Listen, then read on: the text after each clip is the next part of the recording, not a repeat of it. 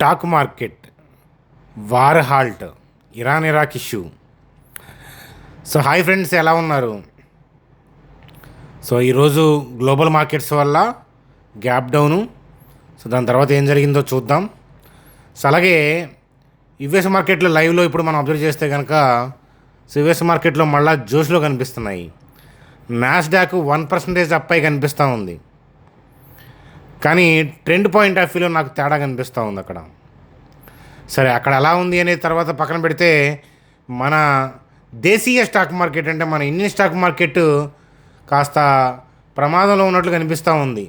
మరి చార్ట్ ఏం చెప్తుంది, నిఫ్టీ బ్యాంక్ నిఫ్టీ యొక్క హిస్టారికల్ డేటా ఏం చెప్తున్నాయి, ఆ విషయాలు చూద్దాం.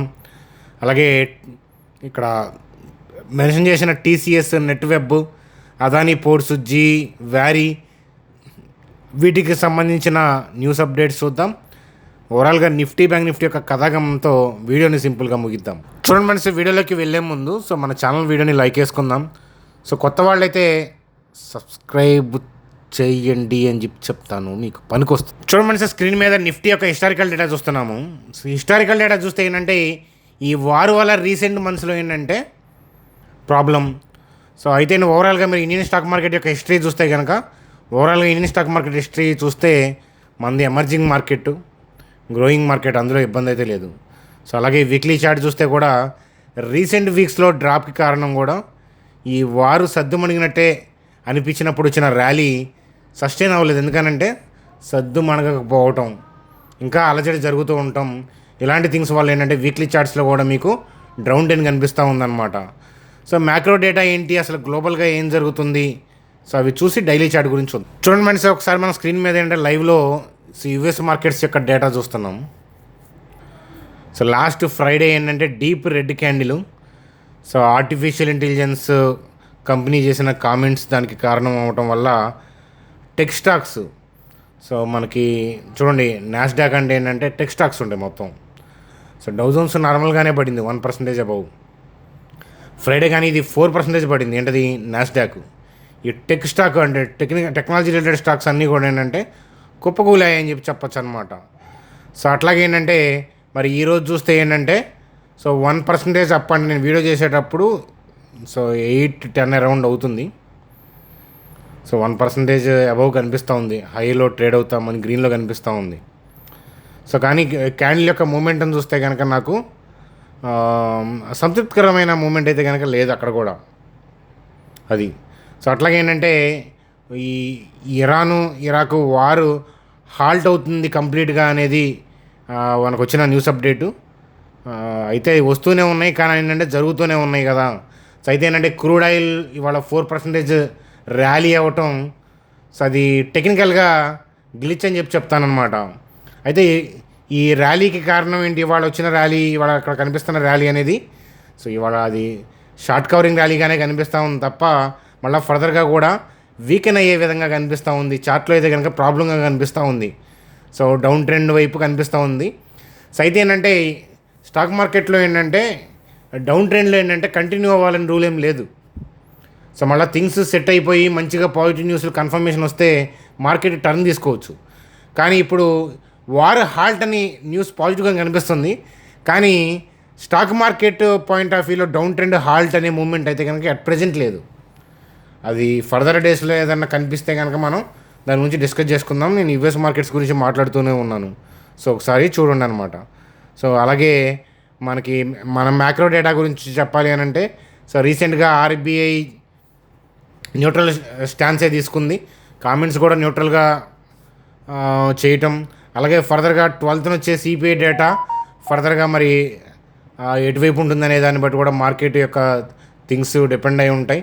అయితే జీడిపికి సంబంధించిన ఫోర్కాస్ట్ అంటే జీడిపి ఫోర్కాస్ట్ కట్ చేయటం, సిపిఐ డేటా అనేది ఆర్బీఐ రేంజ్ దాటి ఉంటుందనే ఫోర్కాస్ట్ ఇవ్వటం, ఇవి కాస్త నెగిటివ్ థింగ్స్ అనమాట. అయితే ఏంటంటే యూఎస్ మార్కెట్లో ఉన్న అలజడి, గ్లోబల్ మార్కెట్స్ అన్నీ తెగపడ్డాయి, కానీ మన మార్కెట్ అంతలా డ్యామేజ్ అవ్వలేదు. దానికి కారణం ఏంటో నిఫ్టీ చార్ట్లో చూపిస్తాను పదండి. చూడమని సార్, నిఫ్టీ యొక్క హిస్టారికల్ డేటా మొత్తం చూపిస్తానే ఉన్నాను. సో ఇదేంటంటే డైలీ చార్టు. సో చూడండి, రీసెంట్గా కాస్త మనకి ఇక్కడ పునాది వేసుకుంటుంది, మార్కెట్ పైకి వెళ్ళే గమనం కనిపిస్తుంది అని అనుకున్నాం. కానీ ఆర్బీఐ మీట్ అది న్యూట్రల్ స్టాన్సే, దానివల్ల ఇది దెబ్బతినిందని నేను అన్నాను. ఎందుకంటే ఫ్రైడే మన మార్కెట్లో చూస్తే కనుక అది న్యూట్రల్ క్యాండిలే పడింది, అక్కడేం ఇబ్బంది పెట్టలేదు. కానీ ఫ్రైడే నైట్ అంటే మన మార్కెట్ క్లోజ్లో ఉన్నప్పుడు యూఎస్ మార్కెట్లో వచ్చిన ఈ డంపింగ్ ఏదైతే ఉందో డౌన్ సైడ్ డంపింగు, దానివల్ల ఏంటంటే గిఫ్ట్ నిఫ్టీలో అలజడి. సో అలాగే ఏంటంటే సో మన గిఫ్ట్ నిఫ్టీకి తగ్గట్టుగా మార్కెట్ ఏంటంటే ఈరోజు 23,070 దగ్గర ఓపెన్ అయింది. సో ఆల్రెడీ ఏంటంటే మన నిన్నటి వీడియోలో మనం డిస్కస్ చేసుకున్నాము. సో ఓపెన్ అయిన తర్వాత గ్లోబల్ క్యూస్ బాగోలేదు, ఫ్రైడే యూఎస్ మార్కెట్లు పడ్డాయి, ఏషియన్ మార్కెట్స్ అన్నీ డీప్ రెడ్లో ఉన్నాయి. సో కొన్ని కంట్రీస్ యొక్క ఇండెక్స్లు అయితే 8% దాకా కూడా పడ్డాయి. సో అన్నీ కూడా 1%, 2% అబౌవ్ ఏషియన్ మార్కెట్స్ పడ్డప్పుడు మన మార్కెట్ డిప్ అవడంలో తప్పులేదు, అవుతాయి కూడా. కానీ ఓపెనింగ్ వెళ్ళి కనుక సెల్ కొడితే ఇబ్బంది పడతారని చెప్పాను. చూడండి ఫ్రెండ్స్, మిమ్మల్ని బై సేల్ చేయమని నేను అంటలేదు, కానీ కాన్సెప్ట్ నేర్పించే దానిలో భాగంగా ఆ పదం వాడుతున్నాను. చూడండి, ఓపెనింగ్ ఇవాళ వెళ్ళి సెల్ కొడితే చూడండి, ఓపెనింగ్ ఎంత 23,080, సో డే లో ఎంత 23,070. అంటే గ్లోబల్గా ఉన్న ప్యానిక్ని బేస్ చేసుకొని చంకలు గుద్దుకొని ఓపెనింగ్ వెళ్ళి సెల్ కొట్టిన వాళ్ళు భలే ఉంటారు. సో లాస్ట్ వీడియో మీరు జాగ్రత్తగా వెళ్ళి ఒకసారి వెరిఫై చేయండి కొత్త వాళ్ళు అయితే. సో నిన్నటి వీడియో వెళ్ళి వెరిఫై చేస్తే సో నిన్నటి వీడియోలో క్లియర్గా మనం మెన్షన్ చేశాము, ఓపెనింగ్ వెళ్ళి మనకి సెల్ కొట్టద్దు, ఇనీషియల్ మూమెంట్స్లో ర్యాలీ రావచ్చు అని. సో ఎందుకని సో మనం చాలా రోజులుగా డిస్కస్ చేసుకుంటూ ఉన్నాం. ఇక్కడ గ్యాప్ అప్ ఉంది చూసారా, ఈ గ్యాప్ అప్లో ఇనిషియేషన్స్ యొక్క హెవీ బై ఆర్డర్స్ ఉంటాయని. సో ఆ బై ఆర్డర్స్ వల్ల సో మార్కెట్ ఓపెన్ అయినప్పుడు ఏంటంటే అవి మనకు అక్కడ ఉన్న ఎగ్జిస్టింగ్ బై ఆర్డర్స్ వల్ల ఏంటంటే టెంపరీ ర్యాలీ అనేది సో ఎర్లీ మూమెంట్స్లో చాలా మంచి క్యాండిలే పడింది. సో క్లోజింగ్ టైంకి వచ్చేటప్పటికి హైయర్ లెవెల్లో సెల్ ఆఫ్ వచ్చింది. సో అది కూడా మనం అన్నాం ఏంటంటే హైయర్ లెవెల్లోకి వెళ్ళినాక ఎక్కడి నుంచి సెల్ ఆఫ్ జరుగుతుంది అనేది మనం చూడాలి అని. సో అట్లాగే ఏంటంటే ఇక్కడ ఉన్న బై ఆర్డర్స్ స్ట్రాంగ్గా ఉండటం వల్ల సో మనం ఏంటంటే వ్యూని మరికొంత వెయిట్ చేసే దూరంలో ఏంటంటే ఆగటం జరిగిందనమాట. సో కానీ క్లోజింగ్ దగ్గరికి వచ్చినప్పుడు హైయర్ లెవెల్లో సెల్ ఆఫ్ జరగటం, నేను రేపొద్దునే పెరుగుతుంది పడుతుంది అని నేను చెప్పను, కానీ ఓవరాల్గా ఏంటంటే ఇక్కడ ఏదైతే strong zone recent heavy gap up ఉందో ఇక్కడ ఉన్న బై ఆర్డర్స్ ఏదైతే ఉన్నాయో అవి మోస్ట్లీ ఏంటంటే ఇవాళ వచ్చిన హిట్టింగ్కి అంటే గ్యాప్ డౌన్ హిట్టింగ్ ఏంటంటే అవి ఎగ్జిక్యూట్ అయ్యాయి. సో ఇక్కడ ఉన్న బై ఆర్డర్స్ వల్లే మార్కెట్ అలా నిలబడింది. గ్లోబల్గా అంత అలర్జీ ఉన్నా కూడా మన మార్కెట్ హెవీగా ఫాలో అవ్వకపోవడానికి కారణం ఏంటంటే ఈ జోన్లో ఉన్న ఆర్డర్స్, కానీ అవి 80% క్లియర్ అయినట్లు కనిపిస్తూ ఉన్నాయి. కాబట్టి సో రేపొద్దున ఎక్కడ ఓపెన్ అవుతుంది సో అది నేను ఊహించను, కానీ సో అది గ్లోబల్ క్యూస్ని బట్టి ఉంటాయి. కానీ ఓవరాల్గా ఏంటంటే ఈ రీసెంట్ లో వైపు వెళ్ళే అవకాశాలు కనిపిస్తున్నాయి.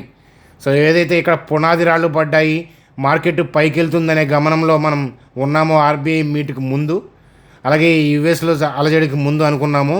సో అటువైపు సో మార్కెట్ వెళ్ళేలాగా నాకు కనిపించట్లేదు. సో క్లియర్ కట్గా ఏంటంటే కొంత తిరోగమనం వైపు కనిపిస్తూ ఉంది, కానీ డౌన్ ట్రెండ్ కంటిన్యూ అవ్వాలని రూల్ లేదు.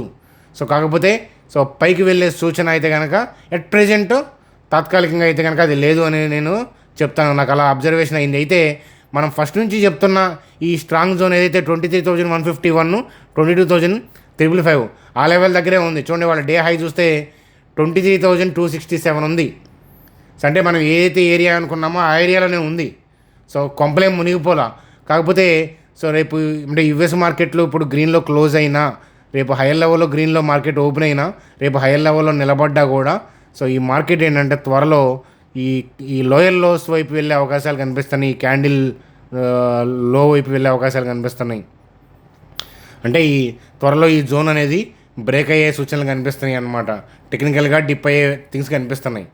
అలాగే మార్కెట్లో స్ట్రాంగ్గా నిజంగా థింగ్స్ వచ్చి గ్లోబల్గా కూడా ట్రెండ్ ఏదైనా చేంజ్ అయ్యి మన లోకల్గా ట్రెండ్ చేంజ్ అయితే కనుక మనం వ్యూ మార్చుకోవాల్సి వస్తుంది.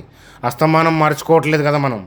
సో ఆర్బీఐ ఈవెంట్ అది ఎఫెక్ట్ చేయలేదు, కానీ ఈ యుఎస్ మార్కెట్ థింగ్స్ ఏంటంటే ఎఫెక్ట్ చేశాయని చెప్తానమాట ట్రెండ్. కాబట్టి మనకు వచ్చిన ఇబ్బంది అయితే ఏం లేదు. మనం ఏదైతే జోన్ అనుకున్నామో ఆ జోన్లో ఉన్న బై ఆర్డర్స్ వల్ల అది మార్కెట్ అక్కడే ఉంది, కానీ ఫర్దర్గా డౌన్కి వెళ్ళే ప్రమాదం ఉంది. కాబట్టి సో యుఎస్ మార్కెట్లు గ్రీన్లో క్లోజ్ అయినా, రేపు హైయర్ లెవెల్లో ఓపెన్ అయినా కూడా తొందరపడద్దు అని చెప్తాను. జాగ్రత్తగా అబ్జర్వ్ చేయమని చెప్తాను. కిందకు పోతుందని మీకు అనిపిస్తే అబ్జర్వ్ చేయండి అని చెప్తాను. ఓవరాల్ ట్రెండ్ గురించి మాట్లాడుతున్నాను. ఓవరాల్గా ట్రెండ్ గురించి మాట్లాడుతున్నాను. కానీ ఇండియన్ స్టాక్ మార్కెట్ లాంటి ఎమర్జింగ్ స్టాక్ మార్కెట్స్కి ఏంటంటే short selling, down side movement market వెళ్తున్నా కూడా అటువైపు ట్రావెల్ చేయడం కష్టం అనమాట. ఎందుకంటే డౌన్ ట్రెండ్ ఏంటంటే కంటిన్యూ అవ్వదు. అప్ ట్రెండ్ అంటారా, అది కంటిన్యూ అయ్యే ఛాన్సెస్ ఎక్కువ ఉంటాయి, పాసిబిలిటీస్ ఎక్కువ ఉంటాయి. సో అందువల్ల అనమాట. కాబట్టి అది సో ఇప్పుడున్న పరిస్థితులకి అయితే కనుక సో ఇక్కడున్న హెవీ బై ఆర్డర్స్ వల్ల మనకి వాళ్ళ కొట్టిన హిట్టింగ్ అనేది కనిపించలేదులే. కానీ సో ఈ ఆర్డర్స్ లేకపోతే ఇంకోలాగా ఉండేది.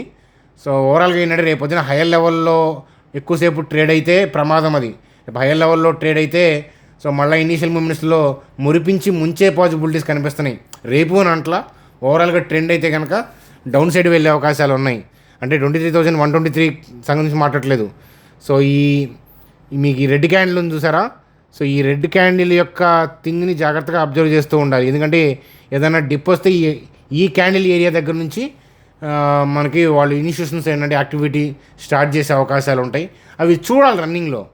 ఓకేనా, స్టాటిక్గా మంత్రంలాగా చెప్పడానికి ఇప్పుడున్న పరిస్థితి, ఇక్కడున్న ప్రాబ్లం మన కంట్రీకి సంబంధించింది కాదు, గ్లోబల్గా అలజడి. కాబట్టి ఏంటంటే మనం వెయిట్ చేస్తూ రన్నింగ్ మార్కెట్ చూసుకుంటూ ఉండాలని చెప్తాను. సో త్వరలో ఈ లోయర్ లోస్ వైపు వెళ్ళే పాసిబిలిటీస్ ఉన్నాయి, గ్యారంటీస్ అనేవి ఉండవు. అదనమాట. సో అదనమాట హిస్టారికల్ డేటా. నిఫ్టీ మొత్తం మనం మంత్లీ, వీక్లీ అన్నీ చూసాం. డైలీలో ఏంటంటే గ్లోబల్ క్యూస్ వల్ల ఏంటంటే ఇక్కడ ఉన్న ఇబ్బందులు అనమాట. సో అలాగే మీరు రీసెర్చ్ చేసుకోండి, మీ ఫైనాన్షియల్ అడ్వైజర్ని కలిసి మీరు ఏదైనా ట్రేడింగ్ డెసిషన్స్ ఉంటే అప్పుడు అలా తీసుకోవాలన్నమాట. ఎందుకంటే ఇది నాలెడ్జ్ షేరింగ్ పాయింట్ ఆఫ్ వ్యూలో డిస్కస్ చేసే థింగ్స్ అనమాట. అలాగే మీలో ఎవరికైనా ట్రేడింగ్ డిమాట్ అకౌంట్ లేకపోతే ఇక్కడ నేను లింక్స్ ఇచ్చాను చూడండి. జస్ట్ మీరు మొబైల్ నెంబర్ ఎంటర్ చేసి ఓటీపీ ఎంటర్ చేసి డీటెయిల్స్ ఇస్తే 10 minutesలో అకౌంట్ ప్రాసెస్ అయిపోతుంది. అదనమాట. సో కాబట్టి మీరు ఎవరికైనా ట్రేడింగ్ డిమాట్ అకౌంట్ లేకపోతే కనుక సో ఇక్కడ ఉన్న లింక్స్ వాడుకోండి. వాళ్ళు పర్ ట్రేడ్ 20 రూపీస్ ఛార్జ్ చేస్తున్నారు. చూడండి సార్. అలాగే న్యూస్ అప్డేట్స్లో ఏంటంటే ఆర్వీఎన్ఎల్కి సంబంధించి south east central railway in Chhattisgarh నుంచి ఏంటంటే 221 crore కాంట్రాక్ట్ వచ్చిందంట. సో అది ఒక పాజిటివ్ న్యూస్ అప్డేట్గా మనం చెప్పొచ్చు అనమాట. సో అలాగే టీసీఎస్కి సో ఏ రిలేటెడ్ డీల్ కుదిరింది సో కెనడా లైఫ్తో. సో అది ఒక టీసీఎస్కి మనకి పాజిటివ్ న్యూస్ అప్డేట్గా కనిపిస్తూ ఉందన్నమాట. సో అలాగే అదానీ పోర్ట్స్కి సంబంధించి south American market with 10-year LNG marine service contract అంట. సో ఈ సబ్మెరైన్స్కి సంబంధించి సో కాబట్టి ఇది కూడా అదానీ పోర్ట్స్కి పాజిటివ్ న్యూస్ అప్డేట్గా మనం చూడొచ్చు. అలాగే ఏ రిలేటెడ్ థింగ్స్ వల్ల ఏంటంటే స్టాక్స్ ఆ రిలేటెడ్ కంపెనీస్ స్ట్రగుల్ అవుతూ ఉన్నాయి, నెట్వర్క్ అట్లాంటివి చూడండి ఒకసారి. అలాగే వ్యారీ రెన్యూబుల్కి సంబంధించి సో ఎల్ఓఏ వచ్చిందనమాట, సోలార్ ఈపీసీ ప్రాజెక్టు. సో దానికి సంబంధించిన న్యూస్ అప్డేట్ కనిపిస్తూ ఉంది. అలాగే జీ ఎంటర్టైన్మెంట్ మనం ఆల్రెడీ డిస్కస్ చేసుకున్నాం ఫండ్ రైజింగ్ పాయింట్ ఆఫ్ వ్యూలో అని చూస్తున్నారని. సో అలాగే అంటే June 10th బోర్డు కన్సిడర్ చేస్తారంట ఈక్విటీ ఫండ్ రైజింగ్ సంబంధించి.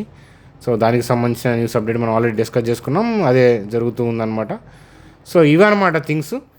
అలాగే నిఫ్టీ బ్యాంక్ గురించి మనం చూసే ముందు సో ప్రతి ఒక్కళ్ళు లైక్ చేయడం మర్చిపోవద్దు. సో అట్లాగే ఏంటంటే మార్కెట్లో ట్రెండ్ చేంజ్ అయినా మనకి ఇబ్బంది ఏం లేదు. ఎందుకనంటే సో హైయర్ లెవెల్లోనే మార్కెట్ ఉంది కదా, ఇబ్బంది ఏం జరగలేదు. కాబట్టి ఏంటంటే ఇప్పుడు మార్కెట్ డౌన్ సైడ్ ట్రెండే కనిపిస్తూ ఉంది నాకైతే కనుక. అంటే ఇవాళ పడింది అనేది కాదు, అక్కడ ఉన్న బయాడర్స్ వల్ల మనకు ఎక్కువ డ్యామేజ్ కనిపించలేదు కానీ సో లేకపోతే గట్టిగా పడేది ఇవాళ మార్కెట్ అనమాట. సో అది కాబట్టి న్యూట్రల్ స్టాన్స్తో వెయిట్ చేయడం కరెక్ట్ అని చెప్తానమాట. ఎందుకంటే మనం అనుకున్న హైయర్ లెవెల్లోనే బ్యాంక్ నిఫ్టీ ఉన్నాయి కాబట్టి కాస్త వేచి చూసే ధోరణి ఉంటేనే మంచిది. ఎందుకంటే డౌన్ సైడ్ అగ్రెసివ్గా వెళ్ళడం అనేది ఇండియన్ స్టాక్ మార్కెట్లో అంటే ఎమర్జింగ్ మార్కెట్లో డౌన్ సైడ్ అగ్రెసివ్గా వెళ్ళడం అనేది కరెక్ట్ కాదు. అదనమాట అది.